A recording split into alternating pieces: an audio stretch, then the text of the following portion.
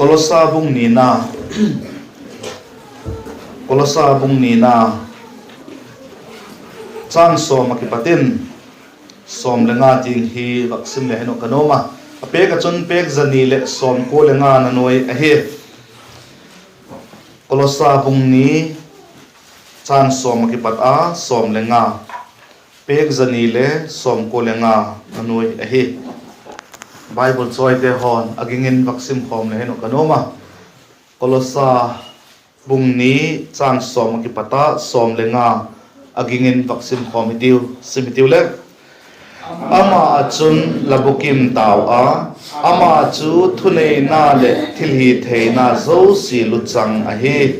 ama achun nang ho chu khut hilo a zektan lahi taw in taksa git lo na te chu lip than KHRISTA a zektan lahi taw a baptisma ama to vui in la taw a zima ma chun mithi laka kipat pathian na sep gin chak sikin ama to ki golin kai tho lahi taw hi chule nang ho la suk khil na teu zik le taksa zektan lo zeka thi a nang ma nge a ama to ahon suk hin ki lahi taw hi isuk khil naw zo se e ngai dam ta hi batna lekha thupi ka kisi ichungo umjing ei kal sek chu anoi mang tangal a zingei chu cross kildenin a hi be tai thunei na le thili theina chu lip than cross achun jete chu zovin kilang takin ayat sak tai the Bible chang sim thak na thiam thedin pan chan chi tun malai som pik ta hanla tu sing kala ithupi dingun KHRISTA bukimna KHRISTA hinna bukimna titit ichu tu sing kala ithupi dingun ile doyum ka sa jek chu igam Christian din mun iana ahile KHRISTA abukim lam ki hello lungmong theilo ma Christian chu hi hilele lungmong theilo kipak theilo pathiana ding ale na sem theilo pathiana ding ale thil pek pe theilo mi atang zete chu hi loading kadoi ahi azik chu yesu bangzi ka gen ngam hem iti hile mi ichunga ki pak takle thil pek ma ki pak na pen kha thil pekin alat sak seko atang pin athuin le akilang theya again theyo hin la khen khatte ho chun alo thelo golanga in thil pe ka ten akipak now alung sit now angai nat now asulang se ko hi example dingin pan ahilo le pun tu a happy dan wangai tu le hin ipaten inoten alagen se chu cha polovin le tu apui aposekui ativa again no mo chu pan a happy mama le pa happy na sang kha pu te ho happy na kha lin josem a hina again not now a he ka gen nom pen chu pu te ho kinga a hi lo le cha te ho pa te ho kinga thili dot tak le I happy I do isak te chu I pe pai sek ma nek the ho le I pe sek I jok piek sek a hi chu zigol de bachun kisen ei malam kaya I happy te I do isak te adinga kisen pen kha haksa akisalo a hi happy che len le banghem ti deu te ho chunga kisen haksa isa banghem ti khata I happy diek a hi lo le I do isak diek te adinga kisen haksa isalo ai chu zigol le chun ilalpa Jesu Christa ibukim now ilalpa Jesu Christan ei happy na ei tatna te hoi muchinin ama akum tonga ringa hibukim hi na wangam tung the hi na muchinin he chen tavele hin bangkol tingin ei te ho hile ikipe phaldem Grahamstein te in kon kha titin pa cha ho kha titin Christa adingin akipengamu ahin naule apiva min Krista amu china anei tak le zegol chu abol theiwa hi ei ho chu kimu chin lo adi o tilen la kanom po imu chin diu ka taksanga imu chin dan hui adik lo khadati o kati ka ngai tu nan aum saka azek chu ihinna gen lo ama chanvo le pe thei lo ahi lo le tholom pek te hole haksa sate aki hi se ka chu pathian imu dan he neu khat bak ti adik lo de o mu chen lo de idio ti hi ngai tu nan ka nei saka ki ngai tu thakitin Krista imu chen na Krista ibukimna kha mu chen in he chen le hin eilam kaya kha I ding thei lo ding ahi azek chu inei ilam te be hilo ihinna jing le ama a ahi zekin mo zega chon pathian na sep na ahin hapan sem din ihapan sem ding ka taksana zega chon Krista hinna bukimna Krista bukimna he chino kumsan ni le som ni le pani te hoi Krista adinga ihapan jok semo ikum thupiwa lalpa lungdam kum iti peno kha thilpi ka tele lalpa lungdam kum ichungo ahi thena ka isep do theidimo ti chu katuk pen to jing kala ka dai pen je chu hi ti chu amasan ka gen lat masat hen la je chu igam Christian chiram tang pila hi tak sekin mitam zo ten apangai dana ala chi pi pen kha hilova muchien tu ten apangai dana bol extra mile ate whatsapp ten je kha bol se ka hi kai tho ding chu kanum ahi mi pakhatin again na chun hinna pathina dinga piek sanga lulzo a umpoi ati be hilovin ka hinna pen hi ka thinung le hing kit thei hileng le Krista dinga piek ding chu ka doi pen ka tuk pen a hi ti mi ala a hi zigol te ho chu ingai tu pu ama ho chun Krista abukim now amuchi no a hi ti akichina ji chu only inei theding chu ka dai ma jing a hi chang som na Bible chang sim na wa kolosa buk ni na chang som na achun ama achun labukim tawa ama chu thunei na la thili theina zo silu chang a hi ama ati hi Krista ilal pa Jesu Krista a hi ti het me loading a hi ama achun labukim tawa ati bukim pen chu mga hidem taksa bukim na be a hi po ai lo le nei le lama bukim na be a hi po idoi zo se nei go na nei theina khale a hi po Krista bukim na kiti jo pathian lam kaya bukim na hi ti kha he sai le avelin he dok thak ki ti miheng lam kai na bukim lo dia tame pona ak lovin ahi lo le pona ak thau banian ngen to bekin hong kai le abukim lo akivan hiding kahi ahin la Krista lam kaya chun zekivan na pen khai po ibukim na zo lung thima ama mu chen na ama king tun thei na bukim na kha hi ti kha I het me loading a hi amang thai ta loading aset ta loading a kiam ki thei ta loading a bukim na Krista ineyu a hi ti kha I het sa hi le avelin hegi hitin je choi zekin Krista ding I bol zo se Krista ding a igen zo se Krista ding I kalson na zo se te kha pathiana nga chun abukimin gim tuin atunga mang ta loading in tep te in kipa man a piek ding in nga ka hi ti kha I het mil loading a hi I het sa le avelin hong gening ka Krista ibukim theina dingo chun hukdam na inei theina dingo chun tilehin kitchen penintin eilam kaya banghem ibol thei a umpui ti mai hiti banghem khat iba sep ding kha a thei po hi thei sun chu Krista in anasep pathianin eithil thon pek het chin na gin chak na e hi thei sun a hi je chu hukdam na ibukim na dingo ibol thei sun chu je chu hi je chu inei nung sango chun wang ithil bol so se kan je aneya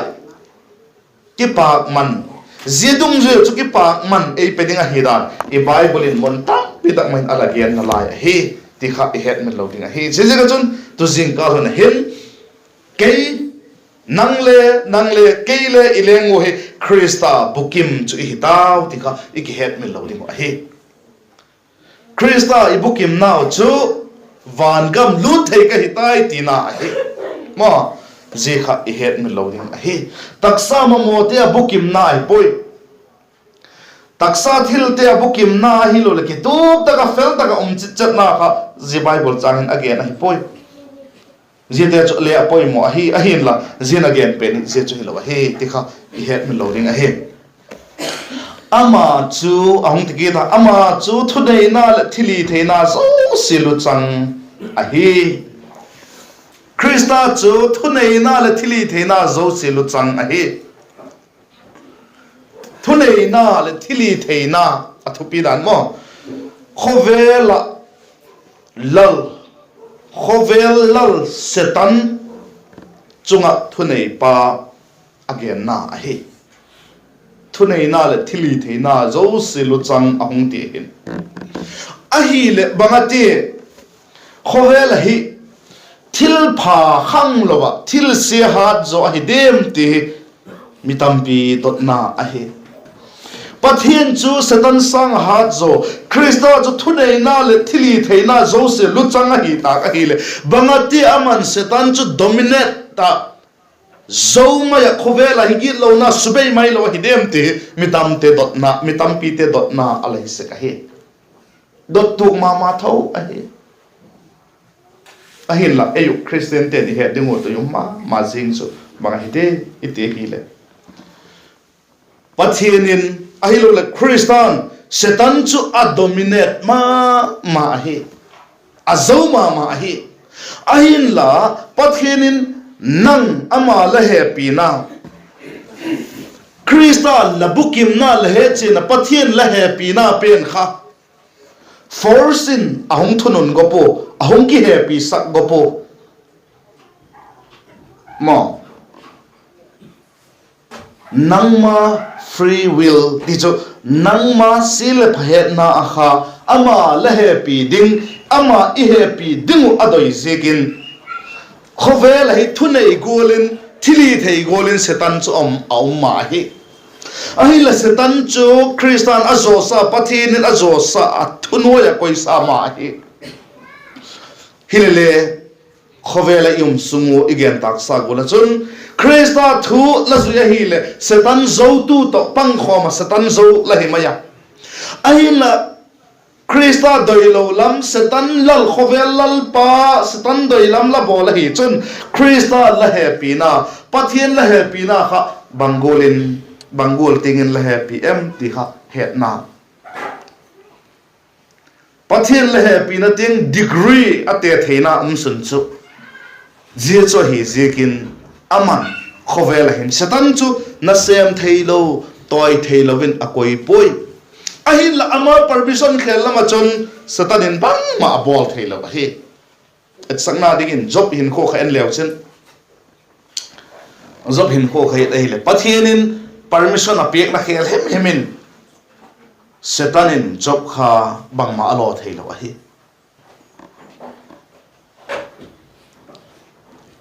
pathianin le ala ki sun pi job a hi achang chen tamlo chawak gen le hin satanin pathian king again chu pathianin job ke sidan king again chu kami dik job lam khangayam lahengayam ama gola midik umlo hi ati bek lai chon satan je gol lo wa khul lamal som je gol to bang lamal som pi khun nang a he phak lo le nang ading amidik lo le ati again lai chon pathianin ane lam zo se la nop loi a hin la ma khoi kha thei pon ane lam zo se hun kha thun abe saka jobin pathian happy zekin complain ane poi ma job hin kho taksa kha su kha thei lo hi ale je gola chom pharin pathianin sapan king again kha he setanin je golo ma ho dam theina la pe Zigolo ma ho hinna dam theina la pi kho nangaling agin umlo le atikita adam theina ataksa su khak sak a hinna chu chunga thu nei lo ding a hinna ting la lo ding in nat nan adima zo alut chang ki patin akeng phek tingin nat nan adima je chun le pathin again selwai ka gen nom chu thil dang ko sedan chu hi sedan in thil abol thei hilele pathin permission khelin bangma abol thei po nang le kein pathian bang tingin I happy vem ti het theina digin ama chun thili theina ane hi ama thili theina laki zo saka hi le pathian le happy na kha atom hi tina hi maya pathian happy na lamu china la he chin ama la happy thuk chana chun setanin nang azo theilo hi tina ki da hi dika het min lo ding hi ama chu ati krista chu thunei na le thili theina zo silu chang hi luchang ati chun bangge nai di athunei pen avai hom pen tina hi alien pen alal pen gen na hi dika het min lo ding hi ama chun nang ho chu khut hilowa zek tan la hi ta win taksa gi lo te chu lip than krista zek tan la hi ta wa zek tan anoi lamin le ahung ki gena zetakin le zek tan ahung ki gena thuthung lui hun la ya chun zek tan lo te chu pathian mi hi theilo zek tan lo te chu pathian cha te hi theilo ti kha alahi zekin pathianin amite kinga amite to athuthungu zektan ahi zeka chon ma zektan lote chu pathian cha te hi theilo ahi zeko chon zen zektan alaki zik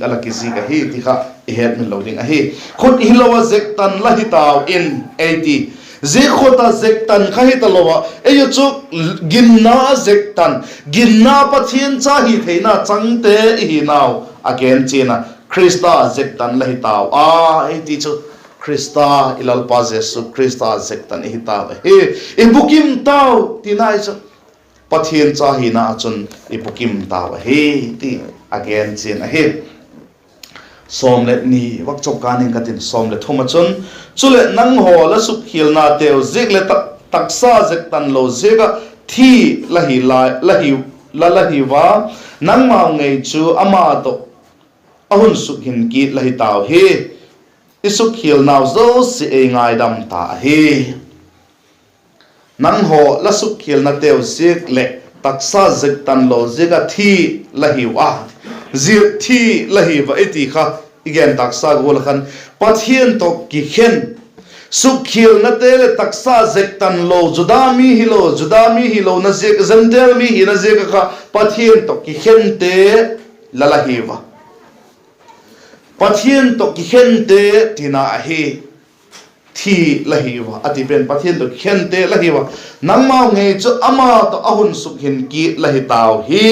ki khente thite kha ama to egom khom ki ta hi KHRISTA chun pathian to egom khom ki ta hi ki khenta lo ringin egom khom ki ta hi bangtin egom khomem isu khilna zo se ngai dam ta hi gilona zega pathian to ki khen gilona zega pathian to khom thei ta lo ding gilo man thina changding te ho kha KHRISTA chun egom khom ki ta hinna e ki ta pathian to icheng khom ki thei ta hi ti kichin tak mai akisi he chang som le lina chun batna lekha thupi ka kizik ichungu umjing ei kal sek chu noi anoi mang tangala zingai chu cross akil denin ahi beita batna lekha ba hi de batna lekha chu batna lekha ati chota I bible hin podona thu bung som le kona lam khai sima hele bang thu imuvem iti hele thu som bi 10 commandment pathianin amite ala piekna thu kha modingin a uma je thu som bi hi a he batna lekha alati alagen khak pen je thu som bi bung som ni na hi sima hele thu som biek na tin ala kizika batna lekha thu piega kizik ati je thu som pe khi ibatu ahe cái duy ngày đi một lệ kha lệ cái gì chốt ahe verbal mai hilowa mo lệ kha là cái gì chốt ahe je pe ni ei bangti là cái gì cái tele ichungo omjing ei kal sek chu anui mang tanga la ti ei kal sek ati chu banga gen nai de thu som pe ki zui go tak le ki zui zo ta sek lo je ta kain ka hi khil ki ta hi la je hi kala hi ti ta hi la te ei kal zing ma ei kal zing zui zo lo hak sat na I tu na zing ilung thim lung mon na tak in nei thei lo na pathian thu pek zui thei lo kala me ke hi pathian cha ding a ting zo lo ka ta hi van gam tung thei lo ding pathian kim tung zo lo ding mong ka ta hi ti ei kal sek ma ei sno phak sek I Christian hin kho I lei tak sa hin kho chan ei su sa the bat gola ala ilangai ma tuni te min khen khaten si bat golin anei na layo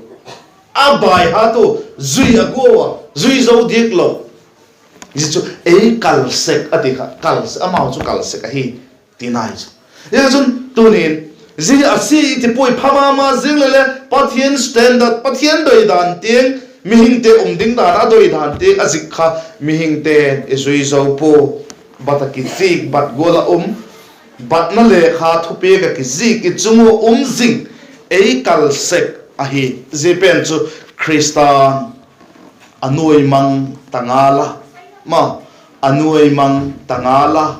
anoi mang ati chun mat loading abe ke ta tina ahipo ze ei kal sek pen kha ei kal ta loading in Christa chun abukim Christian ei zui bukim pe Christian zui bukim hi zekin kai Christa ka ma hi chun Christa zala chun ze zui bukim ka hi zui zo ka hi ti ki heta lungmon na thamon na inei ding kha Christa bukim na chu hi ti kha I het sail avelin he ki ti ichungu zing ei kal sek chu anoi mang tangala zing ei chu cross akil denin a hi be tai cross agilo man thina ze thu som pek je ka hi thu pek je ka hi mi gilo ka hi ti ki he mi gilo man chu thina pathian to taksa thina be philo pathian to kum to ki hending pen kha Christa chun cross in akil den ta pathian to ei zo khom ki ta je thu pek de ho zo se chu ke man zui zo lo ma le ke Christa ka hi zikin Christa azota zikin ke le azo ka hi tai tina nei theina pa kha je chu Christian ei bol pek bat na le kha thu pek ga ki zik ichungu zing ei kal sek chu anoi mang tangala ti chu ei noi mang pek he zing ei chu cross akil den a hi be tai ei wa dingin ei kal talo dingin ma ei wa ding je ka chu no mo sak na ding talo dingin ei siam tai tina a he thunei na le thili theina te chu lip than cross chun je te chu zovin kilang takin et sak tai thunei na le thili theina te chu lip than Christian ei wa ding athok na Christa ei wa ding eng hova na amai zanga chil set khum ahina te ho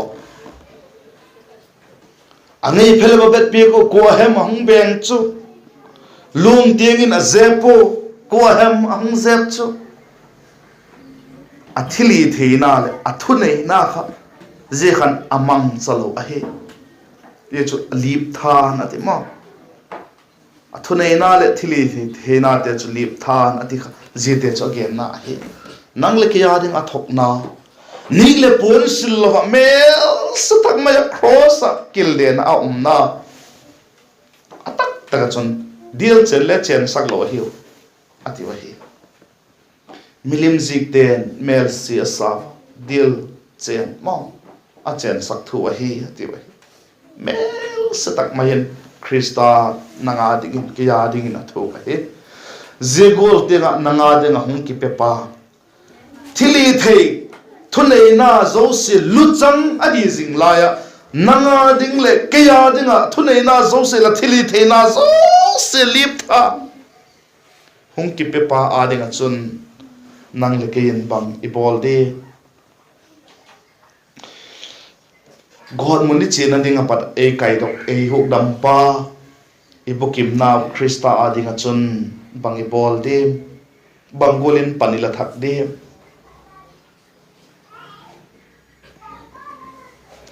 cross achun jite chu zovin kilang takin ait saktai cross azo chu patna lekha thupiek te ho azo na ho kha again na hi jite chu zovin kilang takin ait saktai taksa thina mizo si het dinga mi cross na kil de no mi thi cheta hilale KHRISTA thi khan bang he kilang nisa tum nai lovin thimpi azing ahi kha mizo si khovel pumpi he dingen azona ayat sakna hi jicho gen na hi ti het min lovin ahi zegol tuka hak satna te ho taksa gen theina te ho thoka asiam bukim chu KHRISTA ahi tunin ihindan te pakenete achang le kanai to suggen Christian te suggen theina gamin kyum le hoile pathian in aki hat ja deudi o ti bang kanai to na nam sai chuma lati ve Christian te suggen theina gamin kyum hen lang hele ei hoile tu sangin pathian in aki hat ja deudi o kati bang auma kati chang bang auma achang le la hat jok malakin a communist te lama chuni pang jing di mohti bang le kanai to nan om sai chu na on la ngai to khangai dem ke pu wa ngai to mong tiu zegol te na iwad nga ehung thok pie ka zegol te nga bukim lo te ehung sim bukima zegol te ga god muna ding la e huk dam pa abukim lo te e sim bukim pa thupie e bangi ti de e kal jing te ho e suk be pek pa ading a chon bangolin la ki mangem bangolin ka ki mangem ti ken kum san ni le som ni le ni te hoi thupi taka mangin mo lalpa lung dam kum imat ne much ka dai ma jing hi je chu nei thena nga chun KHRISTA hinna bukimna KHRISTA bukimna ine hi chon je chu thei ba hi zelo da le nga chun lalpa lung dam kum mat do chu hak sama maling a hi mi hingin iko ki thailo atama I hinna ko ki thailo dinga hi zegen pilfan takin manghite ingai tu na le I kama thupo te ho hi iko ki thailo ma kagen khilte ngai dam itiwang cha gi kha gi zo ma thil khat lagen khilta lagen khilna te ke e kagen khile ngai dam la ti le agi kha khovel kha gitalo dinga ai mai lo le a he te lung thima kha pat kha hung ki eres ma hung be chet jing dik loi kam pa ilung gel te ho pilwang angai ma chule I hun nung ko ki thailo him te a minute ada kal a second a minute ada kala ania achol kala atha akumai mat dan de hoi le ko ki thelo a hi zigin zite hoi pilwa takin KHRISTA ibukimna hechin ko mangin kum sangni le somni le ni lalpa lungdam kum mang the digin athu tom chai gen hak te chupan chanding chitun mali som pik tan la ba chap na ning ka pa chap tiu happy na adim kabi ko kabelu pa pathin abukim lote bukim digin lei do ya kabukim theina dingo ke maulam kaya bang ma hi thei talo a hi nungin la chapa chang khat nei sun din sol pe ka la chapa kalal pau jesu KHRISTA san zala nangma leisim bukima nangma to ki khen talo ding le gen mai di la talo ding in lei tan dokta ki pak ma ma in le king in ki pak thu ka gen wa he pa zegol lo ma kum to nga dinga siam bukim ka hi naw le ei siam bukim to nangma hung mu chena hung het chena nangma doi lama ka hun le ka phat te ka hin naw ka lungyal ngai to na ka kam pa te ho mang thiam thei ding nangin la thua ka mal chu to e holim pi di nang ma holim pi na ka hum don a hi hepa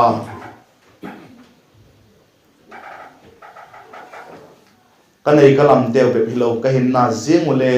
nang ma a hi ti he a nang ma to khoma nang ma to ki ton zinga taksada na kama mo teu ho jing ma le nang ma ka bukim naw he chena je nang ma bukim ki he chen te ho chu nang man bak ma tak sam sak lo la hi tak sap sak lo la hi ti he a nang ma ngunga nang ma ka bukim naw to hin ko mang thei dingin je he jingna chu to kain ko te ho mang thiam thei ding nangin ei pan pi chi din tin la pan pi na ri tak mai kalal pa ri tak mai jesu minin la king in khong dong la he amen chan chun hon mang ke